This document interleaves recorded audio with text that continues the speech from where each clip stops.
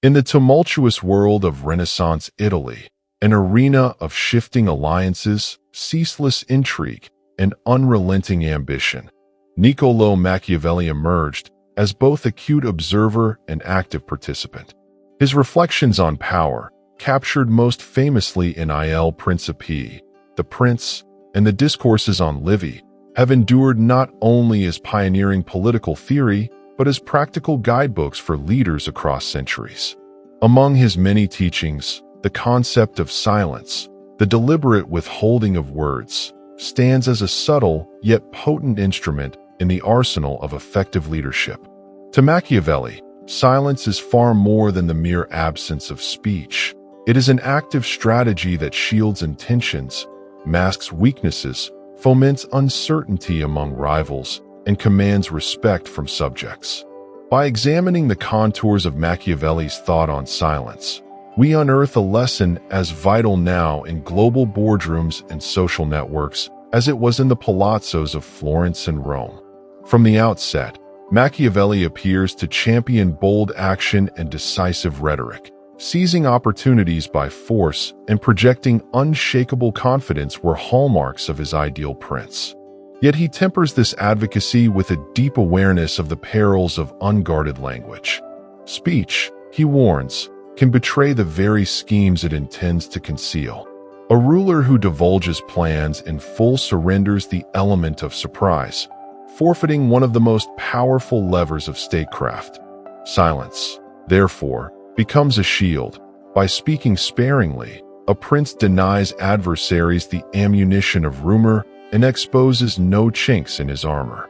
In his intimate correspondence with his friend Francesco Vettori, Machiavelli recounts the treacheries of courtly life, where gossip and slander prove deadlier than any blade. Words once uttered can spiral into endless distortions.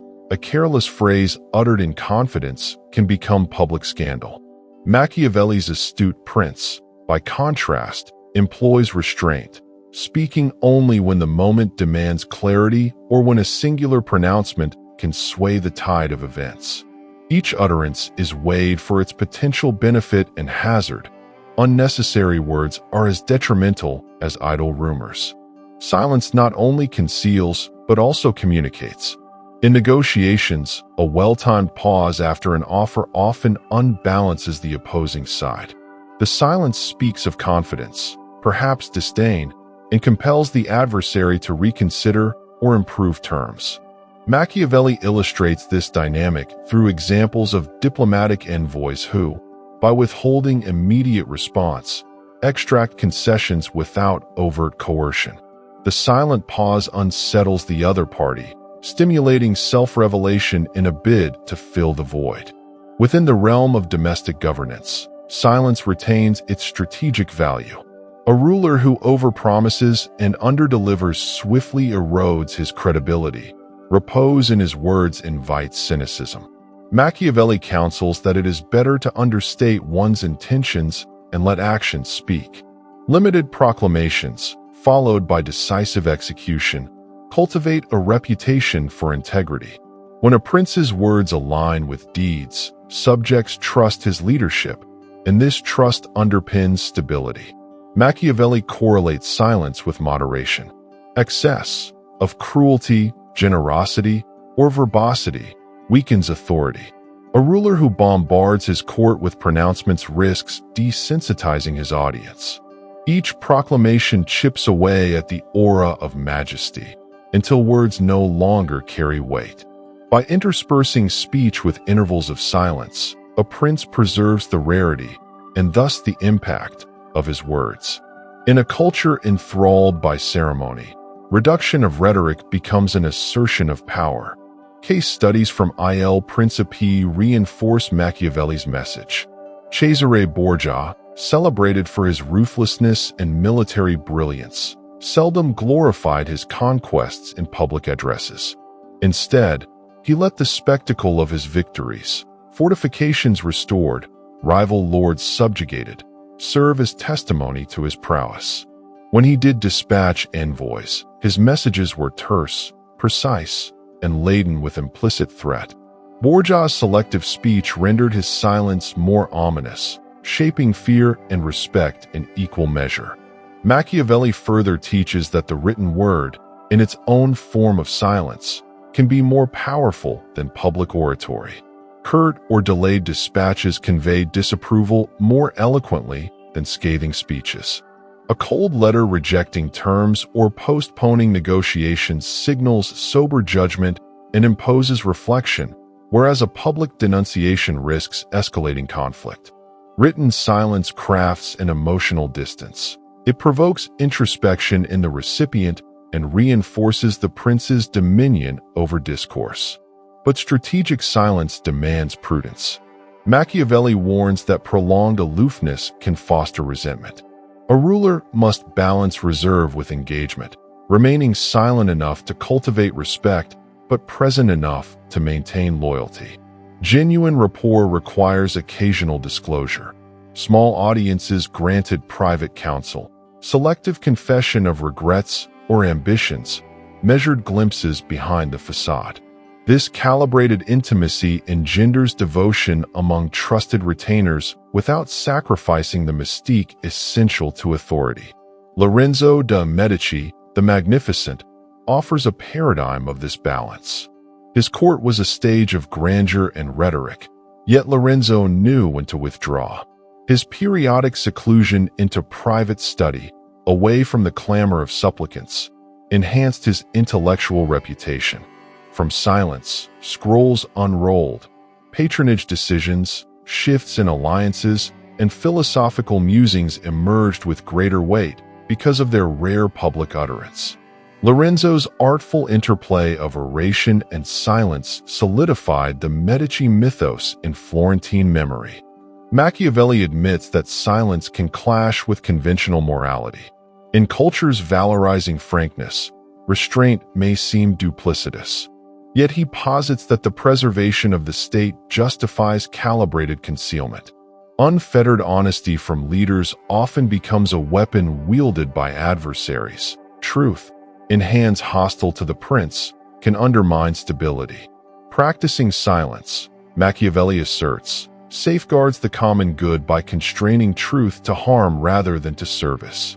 Furthermore, silence nourishes the internal faculties of leadership. Away from courtly flattery and rumor-laden salons, the prince in solitude hones foresight. Quiet reflection reveals the motives of friends and enemies alike, informing strategies that blend firmness with adaptability. Machiavelli extols the value of private contemplation. Through silence, the ruler polishes prudence, the cardinal virtue of effective governance. Modern executives and statesmen can draw remarkable parallels from Machiavelli's counsel. In today's age of unending media cycles and digital echo chambers, silence remains scarce and therefore immensely influential. The CEO who declines every interview commands intense scrutiny when speaking. Negotiators who listen more than they speak gather insights unattainable through monologue. Public figures who abstain from instant commentary build credibility. Measured words deliver greater resonance against the din of perpetual updates. To harness Machiavellian silence in contemporary life entails disciplined communication. Pause to reflect before replying. Anticipate the impact of each word, and permit silence to amplify significance.